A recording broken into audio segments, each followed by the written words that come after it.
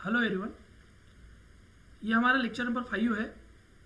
इसके अंदर में हम देखने वाले हैं रजिस्ट्रेशन और attendance via Google form using QR code. Registration या अटेंडेंस गूगल फॉर्म के द्वारा क्यूआर कोड का यूज़ करके कैसे लिया जाता है, ये हम डिटेल में यहाँ पे देखने वाले हैं। अब देखिए, ये हमारा गूगल फॉर्म है और यहाँ पे हम इस सेंड ऑप्शन पे जाते हैं। सेंड ऑप्शन के बाद यहाँ पे आपको पता है, यहाँ लिंक शेयरेबल लिंक ये प्रोवाइड करता है। इसको हम शॉर्ट कर देते हैं, शॉर्ट यूआरएल यहाँ पे जनरेट हो गया है। अब इस लिंक को कॉपी करके, इस लिंक का यूज़ करके हमको इस लिंक को क्यूआर कोड में कन्वर्ट करना होता है और वही क्यूआर कोड को रजिस्ट्रेशन के लिए प्रोवाइड करना होता है। चलिए देखते हैं कि अब किस तरीके से इसको करते हैं।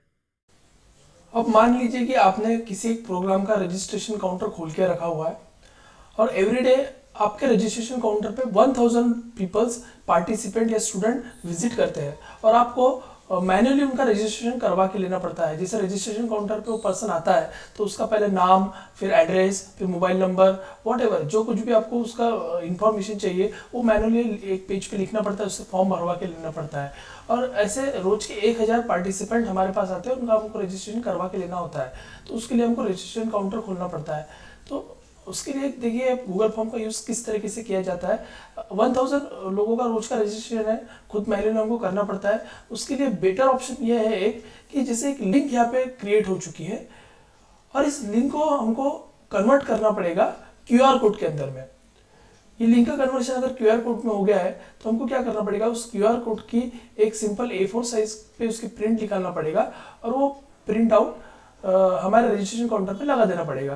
तो उससे क्या होगा कि आने वाला जो पर्सन है खुद ही क्या करेगा, उस क्यूआर उसके मोबाइल में क्यूआर स्कैनर होना जरूरी है और इंटरनेट होना जरूरी है। तो वो क्या करेगा, उसके मोबाइल के क्यूआर कोड स्कैनर से वो क्यूआर कोड को स्कैन करेगा। स्कैन करने के बाद ये फॉर्म ऑटोमेटिकली उसके मोबाइल पे आ जाएगा और वो क्या करेगा, खुद ही उस फॉर्म को जो फॉर्म के अंदर में पूछ रहा है बेसिक इंफॉर्मेशन वो फिलअप करते जाएगा और फॉर्म को सबमिट करेगा। फॉर्म को सबमिट करने के बाद एक्सेल शीट में हमको उस पार्टिसिपेंट का पूरा डाटा मिल जाएगा।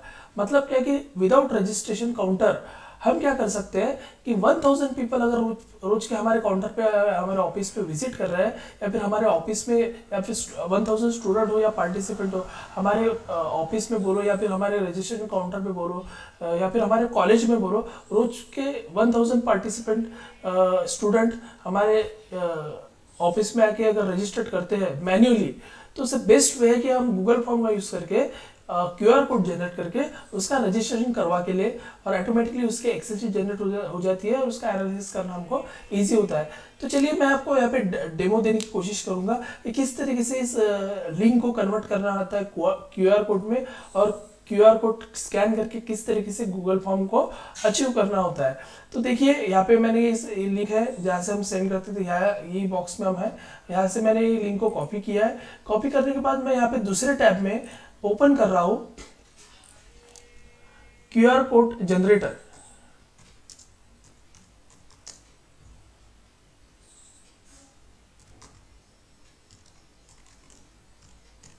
फ्री वर्जन, ठीक है। और यहाँ पे मैं पहले ऑप्शन पे क्लिक करूंगा। क्लिक करने के बाद देखिए आपको इस तरीके की विंडो ओपन होगी और यहाँ पे स्टैटिक क्यूआर कोड आएगा। जैसे अभी देखो यहाँ पे बोल रहा है enter the text to share here, तो जैसे मैंने वो लिंक यहाँ पे पुट कर दी तो उसका क्यूआर कोड यहाँ पे जनरेट हो जाएगा। देखिए मैं यहाँ पे वो लिंक पुट कर रहा हूँ, पेस्ट कर रहा हूँ।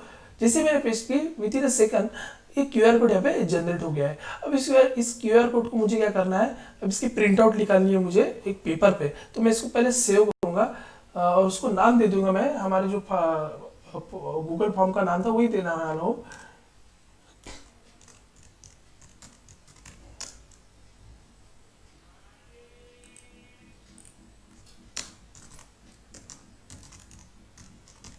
ठीक है, और ये पीएनजी फॉर्मेट में यहाँ पे सेव हो जाएंगे। देखिए यहाँ पे डाउनलोड हो गया है। डाउनलोड यहाँ से मैं ओपन कर रहा हूँ शो इन फोल्डर। यहाँ से मैं इसको कॉपी करूंगा और मैं इसको यहाँ पे डेस्कटॉप पे पेस्ट करूंगा। देखिए पेस्ट करने के बाद यहाँ पे इमेज आ गई है, इसको मैं ओपन करता हूँ यहाँ से। ओके, तो ये ओपन करने के बाद इस तरीके का क्यूआर कोड आएगा। इसकी हमको A4 साइज में प्रिंट आउट निकालनी है, प्रिंट आउट निकाल के इसको रजिस्ट्रेशन काउंटर पे लगा देनी है। तो जो कुछ भी पर्सन आएगा मैन्युअली उसका हमको हैंड से लिखने की इंफॉर्मेशन हैंड से लिखने की जरूरत नहीं है, वो खुद ही इसको स्कैन करेगा, उसके मोबाइल पे गूगल फॉर्म आ जाएगा और गूगल फॉर्म को फिल करके सबमिट करेगा। सबमिट करते ही से एक्सेल शीट में हमको उसका पूरा इन्फॉर्मेशन दिखना स्टार्ट हो जाएगा। तो ये क्यूआर कोड है। चलिए अभी मेरे मोबाइल में क्यूआर स्कैनर है, तो जो पार्टिसिपेंट है उसके मोबाइल में क्यूआर स्कैनर और नेट होना जरूरी है। तो मेरे मोबाइल में जिस तरीके से भी क्यूआर स्कैनर है मैं उसको स्कैन करके बता रहा हूँ आपको।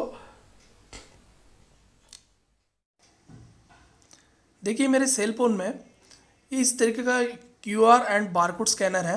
इसको मैंने प्ले स्टोर से डाउनलोड किया है। अब मैं इसको क्या करूँगा, ऐसे ओपन करूँगा। ओपन करने के बाद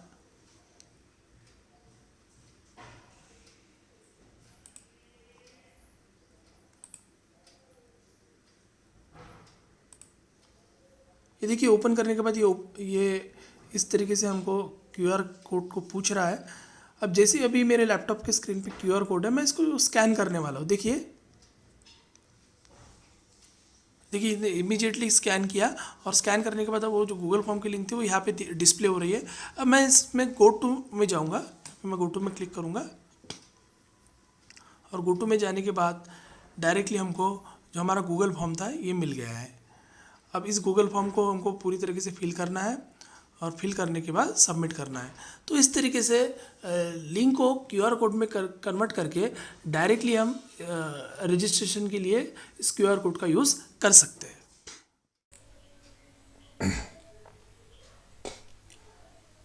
अभी यहाँ पे देखिए रिस्पॉन्स एक्सेप्टिंग रिस्पॉन्स यहाँ पे बता रहा है। मान लीजिए कि अब हमको ये फॉर्म को बंद कर देना है, मतलब हमारी जो बेसिक कंडीशन है, जो रजिस्ट्रेशन की कंडीशन है वो अगर फुलफिल होती है, जैसे कि हमको रजिस्ट्रेशन के लिए अगर 1000 पार्टिसिपेंट चाहिए होते हैं, वो 1000 पार्टिसिपेंट अगर पूरे हो जाते हैं और उसके बाद हमको इस रजिस्ट्रेशन फॉर्म को बंद कर देना है या फिर इस फॉर्म को बंद कर देना है ऐसा हम बोलेंगे, तो यहाँ पे आपको क्या करना है, जो एक्सेप्टिंग रिस्पॉन्स की बटन है इसको ऑफ करना है। जैसे आप ऑफ कर देते हो, यहाँ पे लिख के आता है नॉट एक्सेप्टिंग रिस्पॉन्स। इसका मतलब क्या हो कि अगर ये फॉर्म कोई और उस लिंक से, जो प्रोवाइडेड लिंक है उस लिंक से खोलने का कोशिश करता है, तो उसको लिंक वो लिंक उसका रिस्पॉन्स एक्सेप्ट नहीं करेंगे। जैसे अभी हम प्रीव्यू में यहाँ पे जाके देखेंगे कि हमको क्या दिखता है। देखिए ये लिख के आता है the form e content development is no longer accepting response. इसका मतलब क्या होगा कि वो लिंक क्लोज हो गई है।